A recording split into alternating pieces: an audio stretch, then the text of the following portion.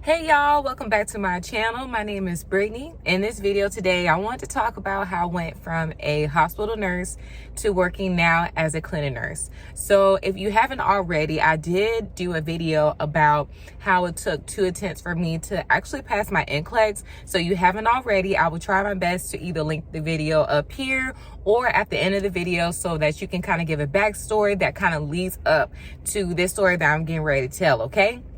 So after I passed the NCLEX, I actually ended up having to move back to my hometown. That's where I ended up taking the NCLEX for the second time. And while I was there, I ended up starting to apply for jobs in my hometown city, right? So I'm applying, and it ended up being months going by, and I still hadn't even gotten an interview at any of the major hospitals in my city, to the point where I had to start applying for jobs as a pediatric home health nurse. And that is actually how I got into being a home health nurse, was actually because I could not get a job at the hospital. So I still applied, and when I realized months was going by and it was almost about to be a year, I ended up being like, you know what, Brittany, let's try to maybe apply to the city that was nearby my hometown and see if maybe we can land a job there, because I was very determined to work in the hospital, right?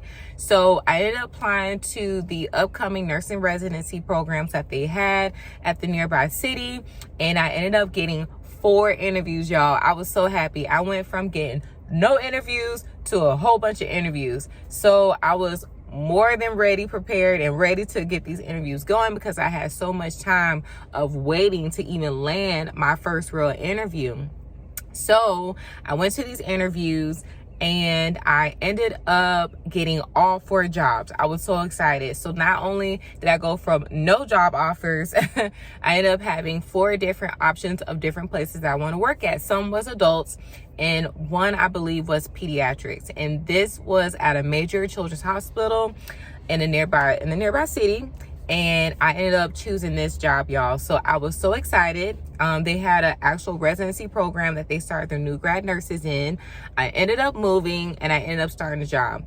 I will say this: the first day I started, the first day I started training, I just had a very uneasy feeling. I don't know what it was, but I got really bad vibes from the nurse educator, really bad vibes from the nurse manager, the assistant nurse manager. Now, mind you, some of these interviews that I had, it was over the phone. So this was, with this particular job, this was my first time meeting everybody in person. But for some reason, I just got a bad vibe from them. I could see that I clearly, look different from everyone.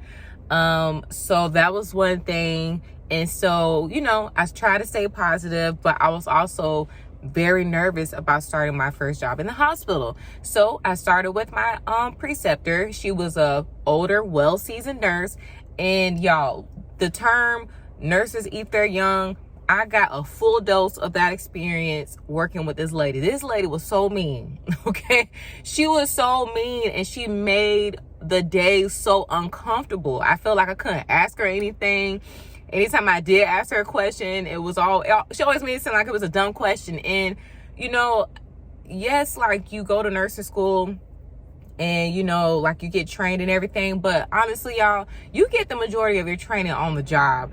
And I'll tell you this, your first experience with your preceptor, whoever's training you, is so important, because that sets the foundation really for you as a nurse, because they're the ones that's going to pour into you, and hopefully you feel safe enough to ask them anything, whether it's dumb or not. You should be able to ask a question. Well, this lady, it wasn't like this with her. So what was happening, instead of her having open communication with me and letting me know what I need to work on, mind you, I would ask her questions like, hey, is there anything I need to work on? She would tell me no, but obviously there were things I need to work on. So she was going back to management, telling them things about me. And before I knew it, I was called in the office, and they told me they were going to let me go. They told me I was welcome to apply to other positions within the hospital, but they were not going to be active in helping me find another position. Now, I want to say, side note, if you are in a residency program, before you start the program, you need to ask some questions, because y'all, you might start a job and find out it's not for you, it's too fast paced, you know, like you don't like it. And you need to have options to where you can go to another unit. Like, you're a new grad nurse, like, you might not know that, you know, this job would be too much, or it wouldn't be something that's a good fit for you, or you're not a good fit for the unit. So it might not even be you as a nurse, it could be the environment that you're working in. So instead of them doing that, they just made it to where I can still apply to other positions.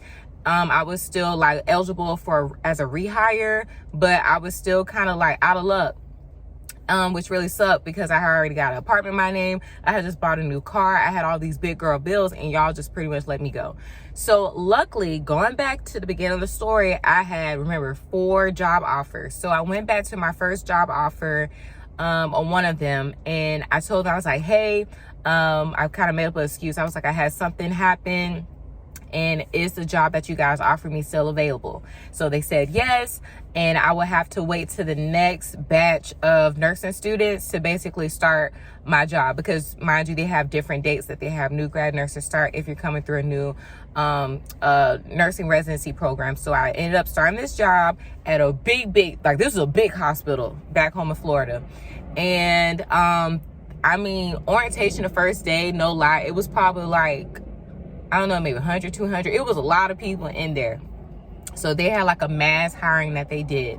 And y'all, when I started on this floor, it was like a progressive step down unit. So in oncology, so I went from the first job being pediatrics to ended up basically doing adult oncology with women's.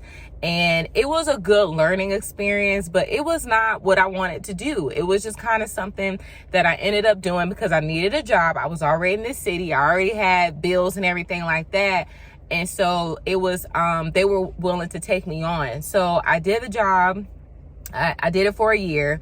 And I mean, it was a mess there too. Like, they had, the older nurses were ridiculous, unfair assignments, unsafe assignments. So I was like, I got to get up out of here, because, you know, I don't want anything to happen to me where my nursing license is going to be in jeopardy. So when I came right up on a year, now I waited a year because I had signed a contract, and also I just wanted that year to say that I was on that unit.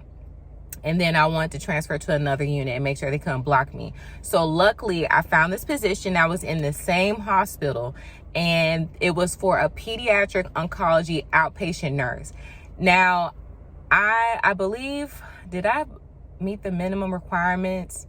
I think I did meet the minimum requirements. I went and applied for it. I already had oncology experience. At that time, I just wasn't giving chemo. So I applied, did an interview, and got the job, y'all. I was the youngest nurse on that unit. So I worked outpatient there for an entire year. I loved it. The nurses there were great.